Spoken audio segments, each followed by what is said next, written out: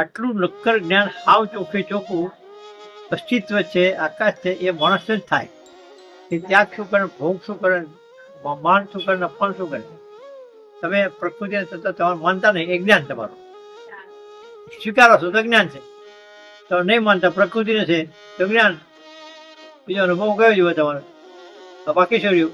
તો કરવાનું શું છે, સમજવાનું શું છે, મોટી શું છે, કેટલું હલવું છે. તમે ફક્ત ચિદાકાશ છે, તમે થોડું એટલું નક્કી કરી લેવાનું છે. અજ્ઞાન અજ્ઞાન જુઓ, બરાબર? જ્ઞાન અજ્ઞાન પીવો તો થશે. હા એટલે કહેવાય નહીં થાય. અજ્ઞાન અજ્ઞાન પે જુઓ, દેહ ને દેહ જુઓ. હું વાંધો તેમાં એ તો કહું જ છું.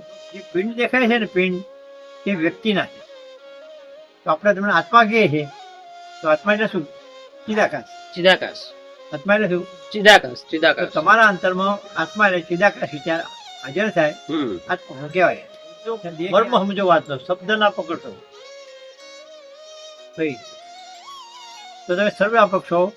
આખું બ્રહ્માંડ વ્યાપક બ્રહ્મ છે કે નહીં કાયમ માટે? તો દરેક જીવે છે પોતાનો સ્વભાવ નહીં જીવતા? એ ના પાડે કે તમે ના જીવશો, હું આત્મા છે એમ કહો. તો ક્યાં વ્યાપક છો? બધામાં હાજર છો. મનમાં હાજર, બુદ્ધિમાં હાજર, ચિત્તમાં હાજર. ક્યાં નહીં છે? એટલે રોવડે રોવડ રહો.